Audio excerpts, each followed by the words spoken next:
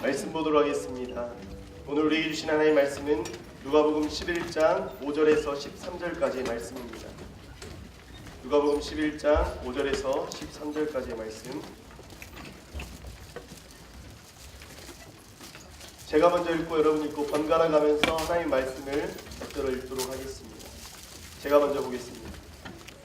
그러고 나서 예수께서 말씀하셨습니다. 너희 중 누가 친구가 있는데 한밤중에 그가 찾아와 친구여 내게 빵 3덩이만 빌려주게.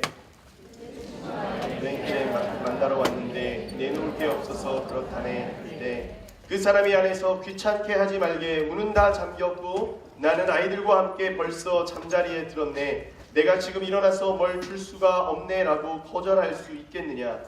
내가 너희에게 말한다. 친구라는 이유만으로는 그가 일어나 빵을 갖다 주지 않을지라도 끈질기게 졸라대는 것 때문에는 일어나 필요한 만큼 줄 것이다. 그러므로 내가 너희에게 말한다. 구하라 그러면 너희에게 주실 것이다. 찾으라 그리하면 너희가 찾을 것이다. 문을 두드리라 그러면 너희에게 열릴 것이다. 누구든지 구하는 사람마다 받을 것이요 찾는 사람마다 찾을 것이요 두드리는 사람에게 문이 열릴 것이다. 너희 가운데 어떤 아버지가 아들이 생선을 달라는데 뱀을 줄 사람이 있겠느냐? 또 자녀가 달걀을 달라는데 견과를 줄 아버지가 어디 있겠느냐? 함께 봅니다. 너희가 악할지라도 너희 자녀에게 좋은 것을 줄 알거든 하물며 하늘에 계신 너희 아버지께서 구하는 사람에게 성령을 주시지 않겠느냐? 아멘. 오늘의 말씀 누가복음 11장 5절에서 13절의 말씀을 통해서 하나님께서 저와 여러분에게 해주시기를 간절히 소원합니다. 계속해서 누가복음의 말씀을 보고 있습니다. 특별히 원래는 11장 1절부터 4절까지 말씀을 보고 넘어가야 될 텐데 5절부터 13절까지 말씀을 오늘 보게 되었습니다. 사실 누가복음이라는 것은 인간적인 예수 그리스도의 모습이 굉장히 많이 등장합니다. 그런데 이 인간적인 예수님의 모습이 가장 많이 기록이 되어져 있는 이 누가복음에서 가장 많이 강조하고 있는 것은 무엇이냐? 바로 기도하는 예수님의 모습이라는 것입니다. 누가복음의 저자인 누가가 이 누가복음을 통해서 가장 강조하고 있는 것은 무엇이냐? 바로 기도라는 것입니다. 예수님의 인간적인 모습을 기록하고 있음에도 불구하고 그 누가는 기도하는 예수님의 모습 또한 강조하며 기록하고 있다는 사실이에요. 그 이유가 무엇이겠습니까? 사람에게 있어서 가장 중요한 것이라고 누가가 생각하는 것은 바로 기도라고 생각하고 있기 때문에 그렇습니다. 학교에서 사실 우리가 많이 배우는 것은 사람이라는 것은 사회적 동물이다라고 그렇게 많이 배웠습니다. 사회적 동물이라고 이야기하는 그 이유는 바로 인간에게 있어서 관계를 맺는 것이 무엇보다도 굉장히 중요하기 때문에 그렇다는 것이죠. 본능을 따라서 살아가는 짐승이 아니라 끔수가 아니라 관계를 맺고 살아가는 것이 바로 인간이기 때문에 그렇습니다. 그런데 하나님을 믿는 우리는 사회적 동물이라기보다는 기도로 기도하는 자녀가 되어야만 한다라는 것입니다. 누가는 그것을 이야기하고 싶었던 것 같습니다. 그런데 그러한 기도로 소통하는 자녀가 되기 위해서는 우리는 어떻게 살아가야 할 것인가? 성경의 이 말씀을 양식으로, 영혼의 빵으로 양식으로 본다면 사실 우리에게 있어서 기도라는 것은 바로 호흡에 해당하는 것입니다. 사실 먹는다는 것, 이 말씀을 취한다는 것은 어찌 보면 호흡을 하기 위해, 기도하기 위해 그것을 읽고 취한다라고 보아야 할 것입니다. 밥을 한번 먹지 않는다고 해서 절대 죽지 않습니다. 그렇죠. 물론 우리는 밥을 한 번만 안 먹어도 죽을 것처럼 굉장히 마음을 어려워하지만 분명한 것은 밥을 한 번 먹지 않는다고 해서 절대 곧바로 죽지는 않는다는 거예요. 그런데 밥을 한 끼 안 먹는 시간만큼 숨을 안 쉬게 되면 여기서 5분을 넘길 사람이 많지 않다라는 거예요. 숨을 쉬지 않으면 여러분 죽습니다. 호흡을 하지 않으면 죽는다는 거예요. 그런데 말씀은 잘 보고 말씀은 잘 읽는데 기도를 하지 않고 살아가는 사람들도 많이 있다라는 거예요. 혹시 나의 삶이 기도를 하지 않는데, 기도가 그렇게 많지 않은데, 충분하지 않는데 너무나 어려움 없이 살아가고 있고 너무나 자연스럽게 살아가고 있다면 이것은 다시금 생각해 보아야 한다는 것이에요. 겉모습은 멀쩡하게 살아있을지 모르지만 이미 호흡은 정지된 상태이므로 어찌 보면 우리의 삶은 하나님께서 보시기에 우리는 미이라 같은 형태로 존재하고 있는지도 모른다는 사실이에요. 하나님의 사람은, 기도의 자녀는 말씀을 붙들고 살아야 하지만 또한 기도로 하나님과 소통하며 살아야 하는 자녀라는 것입니다. 오늘의 교회는 사역이 많은 교회라고 알려져 있죠. 우리도 그 사역 가운데 살아가고 있습니다. 그런데 이 사역이라는 것도 기도가 수반이 되어야지만이 가능하다라는 것입니다. 공동체가 그냥 어찌어찌해서 그냥 돌아가는 것처럼 보이지만 분명한 것은 우리가 알지 못하는 사이에 우리가 보지 않는 장소에서 이 공동체를 위해서 기도하는 사람이 있기 때문에, 그 중보 기도자들이 있기 때문에 이 길공동체 역시 우리가 예배를 드릴 수 있고 한성대에 나와서 예배할 수 있다라는 사실이에요. 제가 왜 이 기도를 강조하는가? 그것은 바로 예수님도 복음을 전파하고 귀신을 내어 쫓고 병을 고쳐주시는 일을 사람들에게 베푸셨지만 그 가운데 기도하는 모습을 제자들에게 또 많은 따라다니는 무리들에게 보여주셨기 때문에 그렇습니다. 일만을 한 것이 아니라, 사역만을 한 것이 아니라 예수님은 때마다 시마다 기도하는 모습의 모범을 많은 사람들에게 보여주셨다는 거예요. 인간이신 예수님도 기도로 사신 분이에요. 하나님의 아들이고 삼위일체의 하나님이시기 때문에 어찌 보면 예수님은 기도하지 않아도 괜찮을지 모릅니다. 괜찮을지 모르죠. 그런데 예수님도 기도하는 모습이 있었다라는 거예요. 세례를 받고 성령이 임하였을 때 그때 역시 기도하고 있었고, 공생의 내내 함께할 제자들을 뽑기 위해서 고민하실 때 그때도 기도하셨다는 거예요. 또한 십자가를 지게 될 것이라는 것을 제자들에게 이야기할 때도 그때 역시 기도하고 계셨고, 변화산에서 변화되셨을 때도 그때 역시 기도하고 계셨습니다. 또한 겟세마네 동산에서 체포를 당하실 때도 기도하고 계셨고, 마지막으로 십자가에 못 박혀 죽으시는 그 순간에도 예수님은 기도하고 계셨다는 거예요. 오늘의 본문의 이야기도 사실은 예수님께서 어느 지역에서 기도하실 때 일어난 사건이죠. 오늘 읽진 않았지만 누가복음 11장 1절에서 4절의 본문을 보면 예수님께서 어느 곳에서 기도를 하고 계셨어요.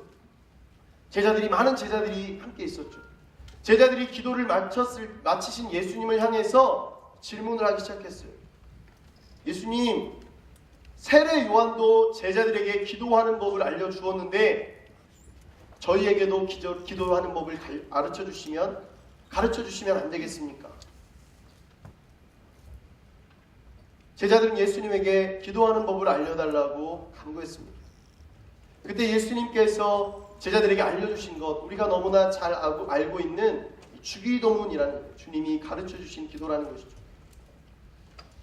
예수님은 산에서 많은 무리를 가르치는 동안에도 이 기도를 가르쳐 주셨어요. 마태복음의 산상수훈을 보면 이 기도를 가르쳐 주신 것을 우리가 알 수 있습니다. 그런데 이 산상수훈에서 예수님이 제자들에게 이 기도를 가르쳐 주셨을 때 기도의 결말은 무엇이었냐면 용서라는 것을 말씀하셨어요. 근데 오늘 누가복음의 말씀을 보니까 기도를 쭉 들으신 후에, 기도를 가르쳐 주신 후에 마지막으로 제자들에게 기도를 가르쳐 준 결론은 무엇이었느냐? 성령을 받으라고. 그렇게 말씀하셨다는 거예요. 우리 5절부터 8절까지 말씀을 한번 같이 봅시다. 5절부터 8절 시작.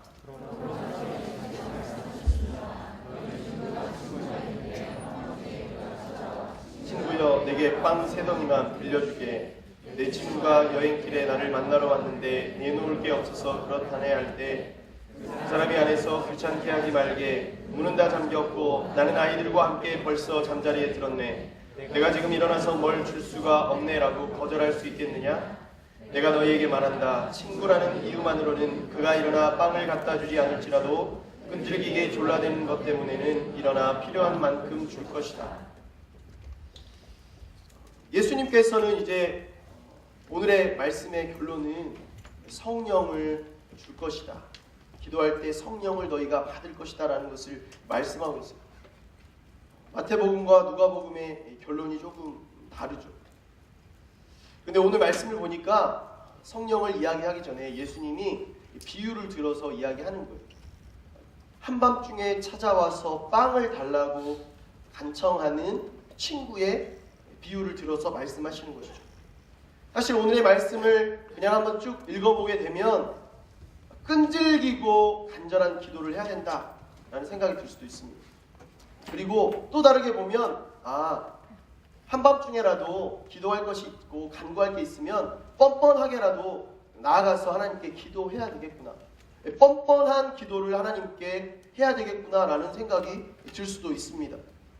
그런데 이러한 관점에서 오늘 빵을 친구에게 내어주는 그 친구는 하나님을 의미하잖아요. 그런데 이러한 관점, 뻔뻔하게 줄 때까지 기도해야 되는구나, 뻔뻔하게 끈질기게 매달리게 기도해야 되는구나 라는 관점으로 이 말씀을 보게 되면 어찌 보면 하나님을 굉장히 속이 좁은 하나님,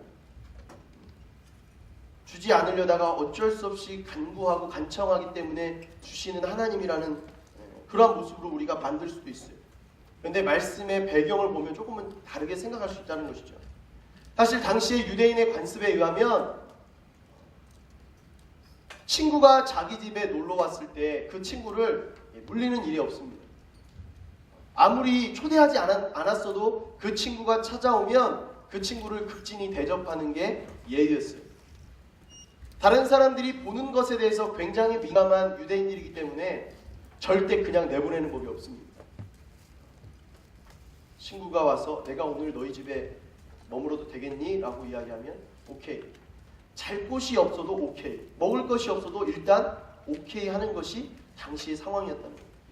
지금처럼 집이 굉장히 넓어서 방이 2개고 3개고 4개고 있는 집이 아니라 당시의 집은 그냥 집이 한 칸이에요. 부부와 자녀들이 함께 그냥 한 방에서 자는 거예요. 한 집에서. 근데 친구가 놀러 왔어요. 우리 생각 같아서는 조금 내가 방 하나 잡아줄게. 그쪽으로 가라. 혹은 다른 집을, 더 큰 집을 소개해줄게. 너도 편하고 나도 편할 거야. 이렇게 하는 게 맞겠지만 그때 당시는 그냥 그 친구를 당연히 대접하는 것이 맞는 것이었다라는 거예요. 사실 오늘 이 관점에서, 이 배경에서 예수님은 이 비유를 들고 말씀하신다는 거예요. 사실 빵을 구하러 온 그 친구, 3덩이만 빌려달라고 찾아온 그 친구는 오늘 저녁에 친구가 찾아왔어요. 그가 초대하지 않았는데 그냥 여행 중에 자기를 그냥 갑자기 찾아온 거예요. 잘 곳은 그렇다 치는데 먹을 것이 없는 거예요. 왜 그렇습니까?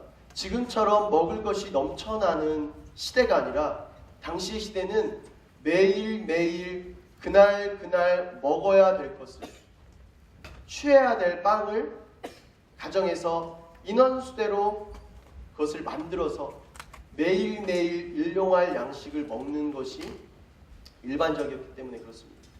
사실 밤중에 친구가 찾아오면 일단 들어오라고 얘기를 하지만 이미 넉넉하지 못한 상황에 있는 사람이라면 그 친구를 절대 대접해서 먹일 수 있는 것이 아무것도 없다라는 거예요.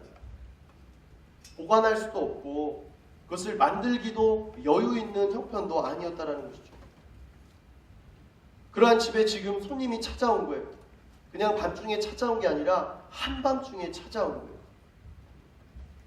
사실 이 한밤중이라는 것은 사실 지금 당장 모두가 잠들었는 이 시간에 부엌이 따로 분리되어 있는 것도 아닌데 거기에서 불을 피워서 빵을 만들 수 있는 시간도 안 됩니다. 그리고 이미 찾아온 친구를 미안하다, 어쩔 수 없다, 내보낼 수도 없는 그러한 시간입니다. 친구가 찾아온 오늘의 이 비유 가운데 주인공은 급하게 다른 방법을 생각해낸 거예요. 그 방법은 바로 빵이 있을 만한 사람에게 가서 구해보자는 것이었어요. 그 집에 가서 빌려보자는 것이었어요. 그런데 가서 문을 두드리고 빵을 달라고 이야기를 하는데 문을 두드려도 대답이 없는 거예요. 반응이 없는 거예요. 만약에 여러분이라면 어떻게 하시겠습니까? 문을 두드렸는데 집 안에서 반응이 없습니다. 여러분 어떻게 하시겠습니까? 그냥 집으로 돌아가시겠습니까? 집으로 돌아가면 다른 사람이 생각하는 자신에 대해서 굉장히 깊이 묵상하는 유대인의 성격상 수치심을 느끼게 되는 거예요. 그런 수치심을 느끼기 싫은 거예요. 그래서 두드리는 겁니다. 언제까지? 주인이 나올 때까지. 그것을 얻을 때까지 이 집 저 집을 돌아다녀야 되는 것입니다.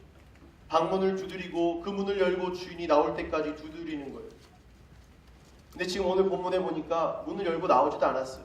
왜 문을 두드리냐고 대꾸하는 것이죠. 그때 빵 3덩이만 빌려달라고 이야기하는 것을 보게 됩니다. 그런데 주인이 이야기하는 거예요. 네가 한밤중인지 모르냐고. 근데 네가 친구라서 내가 이 빵을 주는 것이 아니라 네가 이렇게 나를 찾아와서 한밤중에 찾아와서 간청하고 있기 때문에 내가 이 빵을 주겠다라고 이야기하면서 빵을 주는 것이죠. 사실 세상에서는 그렇게 이야기합니다. 네가 친구만 아니면 내가 가만 안 뒀다. 약간 다르죠. 거기서는 말씀에서는 친구였으면 절대 안 주는데 간구하기 때문에 준다고 하는데 우리의 삶의 패턴은 네가 친구이기 때문에 내가 준다. 아 진짜 친구만 아니면 그렇게 이야기하는 것이죠. 말씀에서 예수님은 친구이기 때문이 아니라 간청하기 때문에 준다는 거예요. 어찌 보면 굉장히 속이 좋아 보입니다. 있는 거 그냥 열어서 친구야 알았어 줄게 주면 되는 것이지 뭘 그걸 또 설명하고 네가 친구면은 안 주는데 이렇게 밤중에 와서 두드리니까 내가 너를 네게 주마 손을 벌려라 빵을 3덩이를 받아라. 잘못하면 이 빵을 빌려주는 사람, 빵을 주는 친구가 굉장히 쪼잔한 사람으로 비춰질 수 있습니다. 그런데 사실은 우리가 말씀을 볼 때 이 간청함, 간절히 간구함이라는 이 단어는 사실 우리나라 말로는 표현하기 굉장히 어려운 단어라고 이야기하더라고요. 아나이데이아라는 이 단어인데 이 단어는 수치를 피하고자 한다라는 그러한 이야기라는 거예요. 쉽게 말해서 이 주인은 빵을 빌려줄 때 네가 친구였으면 안 빌려주는데 네가 수치를 당할까봐 네가 찾아온 네 친구에게 부끄러움을 당하지 않게 하기 위해서 주는 거야 라고 준다는 거예요. 이것은 무엇입니까? 친구이기 때문에 주는 것이 아니라 너에게 이 빵이 필요하기 때문에 준다라고 이야기하고 있다는 거예요. 그냥 관계가 아니라 너가 정말 이것을 주지 않으면 네가 수치를 당하기 때문에 이 빵이 정말 필요하기 때문에 이 빵을 너에게 주겠다라고 이야기하고 있다는 거예요. 사실 기도할 때 여러분 간절히 기도해 보신 적 있습니까? 저는 최근에 이 친구처럼 빵을 구하러 간 친구처럼 기도한 적이 있습니다. 아프신 분이 있었어요. 눈이 좀 아픈 사람이 있었습니다.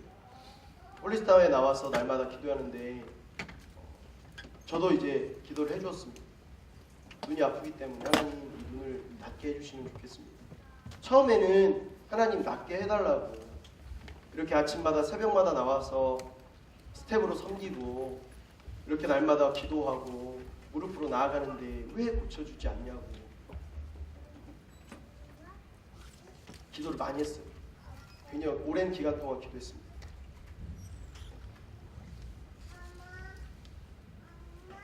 기도했는데 응답을 받았습니다. 최근에 그분이 찾아오셔서 말씀하셨어요. 카톡으로.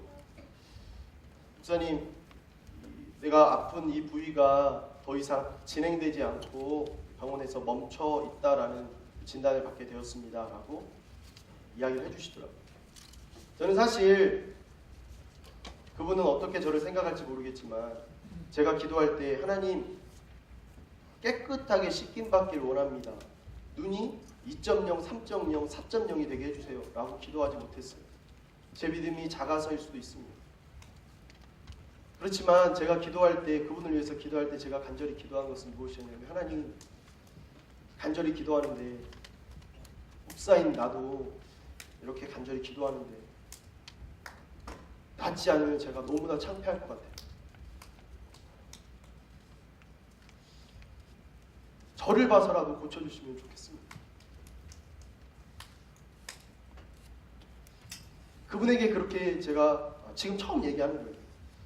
그분에게 그렇게 이야기는 못했어요. 낫게 해주실 거라고, 하나님 나에게 주신 마음이 있다고, 하나님 나에게 보여주신 것이 있다고, 기도하자고, 응답이 있을 거라고. 기도하고 한 달이 못 돼서 응답을 받은 거고요. 사실 그분에게는 내가 낫게 기도하고 있다라고 이야기하지 못했어요. 그냥 기도하고 있다라고 이야기했습니다. 내가 깨끗이 하나님이 치료해 주실 것이다라고 얘기하고 기도했는데, 만약에 깨끗이 치료 안 되면 너무 부끄러울 것 같은 거예요. 그래서 조금 약하지만 하나님 더 이상 진행되지 않도록 해달라고. 의사가 못 고치고, 의사는 진행되면 눈이 더 나빠질 수 있다고 얘기하지만 하나님이 지으신 사람이기 때문에 하나님이 말씀하시면, 응답하시면 멈출 수 있습니다. 날마다 그것을 위해서 기도했어요. 나빠지지만 않아도 하나님이 응답해 주신 걸로 믿고 계속 기도하겠습니다. 네, 하나님은 응답해 주셨더라는 것이죠. 사실 더 강하게 기도했다면, 더 강하게 간청했다면 하나님은 깨끗하게 씻김 받고 깨끗하게 낫게 해주실 수도 있는 능력을 충분히 가지신 분이시죠. 그런데 기도의 응답을 통해서 제가 또 말씀을 준비하면서 제가 느끼게 된 것은, 깨닫게 된 것은 무엇이냐면, 하나님은 내가 원하는 것을 들어주시기 위해서 존재하는 분이 아니라 내가 필요한 것을 아시고 나의 필요를 채워주시는 하나님이시라는 거예요. 나는 병이 낫기를 간절히 구했지만 하나님은 나에게 필요한 것이 그 병이 낫는 것이 아니라 멈춰 있는 것, 그것을 가지고 있는 것이라면, 그것이 멈춰 있을 때 그것도 하나님의 응답이라는 것, 그것도 우리의 필요에 따라 베풀어 주시는 하나님의 놀라운 기도의 응답이라는 것. 주기도문에 보면 매일매일 날마다 일용할 양식을 구하라고 그렇게 기록이 되어 있죠. 매일매일 날마다라는 것은 무엇입니까? 이스라엘 백성들이 하루하루 살아갈 일용할 양식, 빵을 준비하는 것처럼 우리의 기도를 날마다 하나님께 올려드려야 됨을 의미하고 있다는 거예요. 내가 원하는 것 말고 나의 필요를 아시는 주님, 지금 나에게 필요한 것이 있다면 내가 주께 간구하오니 주께서 응답하여 주십시오. 주께서 나에게 가장 필요한 것을 주시는 분이신 줄을 내가 믿습니다. 이렇게 기도하며 나아가야 된다는 거예요. 사실 우리는 내가 원하는 것을 하나님께 때를 쓰며 받아낼 때가 종종 있죠. 그런데 하나님은 사실 때를 써도 주지 않으실 때도 있다라는 거예요. 제 아들을 키우고 있는데 이제 19개월이 됐습니다. 6월 1일자로 19개월이 됐어요. 요즘에 본인의 의사를 막 표현하기 시작했어요. 싫은 거는 안 해요. 조그만 놈이 안 합니다. 안 해요. 싫으면 안 하고 그냥 때를 쓰고 들어 누워버립니다. 어허 해도, 옛날에는 어허 하면 말을 들었는데 어허 해도 너는 어허 해라. 말을 안 들어요. 그리고 자기가 원하는 것을 득템할 때까지 계속 우는 거예요. 냉장고 문에 가서 냉장고를 여는 거예요. 요구르트를, 주스를, 우유를, 치즈를 달라고 계속. 지금 30분 뒤면 밥을 먹어야 될 시간인데 요구르트를 3개째 먹고 주스를 2통을 비우고 치즈를 3장 먹고 우유를 1통을 먹는데 어느 아버지가 잘 먹는다, 잘했다 이렇게 하겠냐는 거예요. 너에게 당장 필요한 것은 이유식이고 영양식이고 밥인데 왜 이렇게 군것질을 하느냐. 안 주려고 노력하는데 사실은 마음이 불편해서 줄 수밖에 없더라고요. 그래도 일단은 주고 난 다음에 열심히 놀려서 배를 고프게 한 다음에 제가 줘야 될 걸 다 먹여요. 혼자 안 먹으면 모든 장난감을 옆에다 두고 한 입씩 다 떠먹인 다음에 자 너도 한 입 하면 먹어요. 그러니까 장난감들도 다 먹고 먹으니까 한 10명이 먹는 시간이 걸리는 거죠. 굉장히 긴 시간 동안 먹습니다. 그래도 분명한 것은 아버지는 원하는 것을 주시는 분이시기도 하지만 내게 필요한 것은 반드시 내가 싫어도 주시는 분이시라는 거예요. 아이를 기르면서 너무나 많은 것을 느낍니다. 하나님은 이러한 마음으로 나에게 지금 이 상황을, 이 때를, 이 사람을 나에게 붙여주시는 것이구나. 선하신 목자 되신 하나님은 나를 지금 내가 생각할 때는 아니지만 지금 이 상황을 나에게 가장 좋은 늘 푸른 초장과 쉴만한 물가로 생각하시고 나에게 베풀어 주시는 분이시구나. 근데 사실은 우리는 그렇지 못한다는 거예요. 저는 고기를 진짜 좋아해요. 정말 좋아합니다. 저희 아들도 고기를 좋아하는 줄 알았어요. 예전에 이유식 먹을 때는 고기를 저 먹고 먹이면 그냥 다 받아 먹는 거예요. 그래서 역시 너는 김영창의 아들이야. 좋아. 근데 요즘에 호불호가 정확히 갈리니까 갈아서 넣은 짜장에 넣은 갈은 고기도 다 뱉어내는 거예요. 이러면은 너는 엄마의 아들인데 너는 김영창의 아들이 아닌데 자꾸 이렇게 뱉어내더라고요. 근데 필요하니까 또 먹이는 거예요. 나는 그것이 싫어도요. 하나님은 그것이 나에게 필요하다라고 생각하면 정확히 우리에게 다른 루트를 통해서라도 다른 방법을 통해서라도 다 공급해 주시는 하나님이시라는 거예요. 우리 9절부터 13절의 말씀을 한번 같이 봅시다. 9절부터 13절 시작.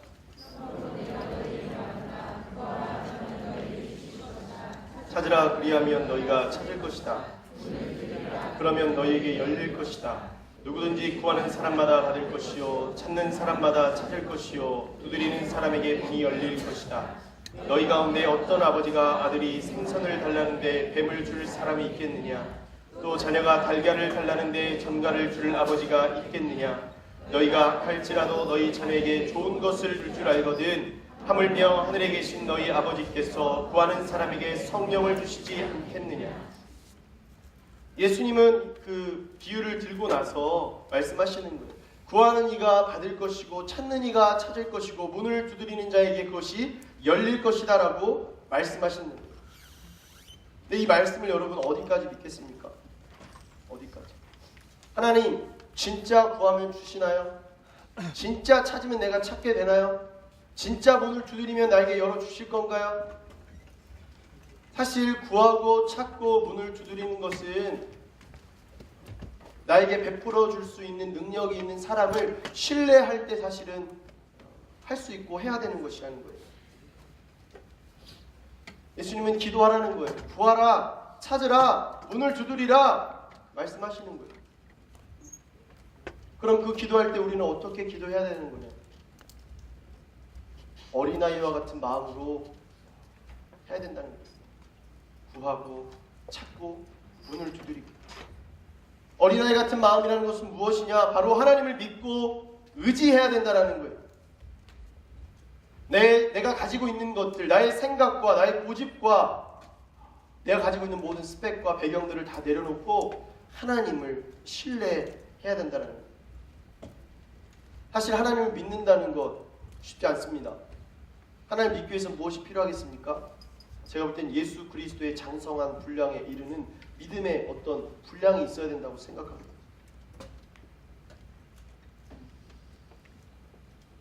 노아나 욥이나 다니엘처럼 어려운 상황 가운데 하나님을 믿고 의지하려면 연약한 믿음으로는 불가능한 것이죠. 연약한 믿음에서 강인한 믿음으로 거듭나기 위해서 무엇이 필요할까 생각해 봤어요. 생각해 본 결과 내가 강인한 믿음, 인내와 이것을 가지기 위해서는 무엇이 필요할까? 나를 부인하지 않으면 절대 그 믿음을 갖기 어렵다는 것. 저희 아들의 생활을 한번 생각해 봤습니다. 저희 아들은 자기가 할 수 있는 것과 하지 못하는 것에 정확한 구분이 딱 있어요. 못하면 절대 시도하지 않아요. 엄마, 아빠 가리키면서 계속. 왜 그렇게 했습니까? 아빠는 해줄 수 있다라는 믿음이 있거든요. 엄마는 해줄 수 있다라는 믿음이 있거든요. 그 믿음이 없다면 어떻게 강구하겠습니까? 저희 아들이 저처럼 굉장히 내성적이었어요. 사람을 무서워하고 싫어해요. 또래 아이들을 굉장히 두려워했어요. 예전에 한번 다른 목사님 아들에게 뒤통수를 강타를 당한 이후에 믿을 사람이 없다라고 생각했는지 모르겠는데 엄마가 옆에서 딱 보고 있고 아빠도 옆에 보고 있었는데 뒤통수를 한 대 강하게 강타 당한 이후에 굉장히 엄마 아빠에 대한 불신과 사람에 대한 불신이 막 올라왔었어요. 그런데 요즘에는 그렇지 않더라고요. 왜 그런가 봤더니 자기가 두려워하는 상황 가운데 엄마가 아빠가 같이 있었거든요. 그리고 자기가 두려워하는 존재가 있을 때 엄마 아빠가 가림막이 되어줬거든요. 그리고 자기가 하지 못하는 것이 있을 때 엄마 아빠가 그것을 해주었거든요. 바뀌더라고요. 자신감 있는 아이가 점점 되어가고 있습니다. 왜 그럴까요? 엄마에 대한 신뢰가 생긴 것이죠. 아빠에 대한 신뢰가 생긴 거예요. 우리 엄마 아빠는 내가 넘어질 때 나를 뒤에서 잡아줄 수 있는 분이고 우리 엄마 아빠는 누군가 나를 공격할 때 나를 막아줄 수 있는 분이다. 믿음이 생기니까 가능하더라는 것이죠. 사실 이 아이는 자기를 믿지 못하죠. 믿지 못합니다. 물론 또래에 비해서 키가 크고 덩치가 크지만 자기 힘이 없다라는 것을 알고 있는 것 같더라고요. 자기는 연약하고 어린아이라는 것을 아는 거죠. 만약에 이 아이가 슈퍼맨이라고 생각한다면 창문 열고 뛰어내리겠죠. 그렇지 않아요. 왜? 자기는 그런 능력이 없다라는 것을 아니까. 사실 하나님을 믿고 나아가기 위해서는 내가 능력이 없음을 하나님께 고백할 때 가능한 것입니다. 내가 나를 스스로 자기를 부인할 때만이 하나님을 향한 무한 신뢰가, 강인한 믿음이 생긴다라는 사실이에요. 아브라함처럼, 다윗처럼 어떠한 상황과 어떠한 조건이 온다 할지라도 무한히 하나님을 신뢰할 수 있는 사람이 된다는 거죠. 사실 어찌 보면 하나님은 왜 나를 하나님만 믿는 그런 자녀로 만들려고 하는 것인가? 나를 어떻게 핸들링하려고 하는 것이냐? 의심되는 순간이 있을 수도 있죠. 나를 꼭두가시나 어떤 아바타로 만들려고 하는 거 아닌가? 그런데 하나님이 우리로 하여금 하나님을 믿고 의지하는 자녀로 만드는 이유는 무엇이냐면 바로 우리의 영혼을 하나님의 형상을 닮은 온전한 존재로 만들기 위해서 지금 그렇게 애를 쓰고 계신다는 거예요. 우리의 영혼의 온전함, 우리의 믿음의 장성한 분량, 하나님을 향한 무한 신뢰. 사실 이것을 위해서 예수님은 기도하라고 이야기하고 계신다는 거예요. 예수님이 오늘 기도하라고 말씀하실 때는 사실은 기복신앙적인 기도를 이야기하는 것이 아닙니다. 복을 주시는 하나님, 나에게 복을 주십시오. 내가 간구합니다. 하나님, 내가 원하는 것을 주십시오. 이런 기복주의가 아니라는 거예요. 하나님을 믿고 하나님의 뜻을 아는 사람이 드리는 그러한 올바른 기도를 이야기하고 계신다는 거예요. 하나님은 우리가 온전한 모습을 통해서 하나님께 소통하고 하나님께 기도하기를 원하십니다. 그리고 오늘의 본문에서처럼 때로는 뻔뻔해 보인다 할지라도 하나님께 그것을 들고 나올 수 있는 담대함도 가지기를 원하신다는 거예요. 그런데 분명히 우리가 깨닫고 알아야 되는 것은 무엇이냐면 내가 갖고 싶고 내가 원한다고 해서 그것을 다 요구할 수 있는 것은 아니라는 거예요. 근데 우리는 내가 갖고 싶고 해보고 싶고 내가 그것을 누리고 싶으면 내가 원하는 것이면 그것을 갖기 위해서 한다는 거예요. 하나님은 예수님은 오늘 말씀을 통해서 말씀하시는 것은 네가 원한다고 해서 그것을 다 요구할 수 있는 것은 아니다. 하나님은 그냥 너의 필요를 채워주시는 분이시다라는 것을 말씀하고 계신다는 거예요. 우리의 필요를 채우기 위해서 우리는 이제 기도해야 되겠죠. 무엇을 위해서 기도해야 되겠습니까? 먼저 성령의 충만함을 위해서 기도해야 된다는 것입니다. 필요를 따라서 기도하되 나에게 있는 것을 내가 혹시 필요를 모를 수 있습니다. 그러나 그 필요를 따라서 기도하려면 성령의 충만함을 따라 기도해야 된다는 거예요. 성령이 충만한 기도라는 것은 내가 원하는 것을 하나님께 요구하는 것이 아니라 나에게 가장 필요한 것을 하나님께 간구하는 것이라는 거예요. 혹시 여러분 기도하고 있는데 기도에 응답이 없습니까? 그럼 기도의 제목을 한번 점검해 보십시오. 나를 위하여서 기도하는 기도의 제목인가? 아니면 하나님이 응답하실 만한 나에게 필요함을 하나님께 요구하는, 간구하는 그러한 기도인가?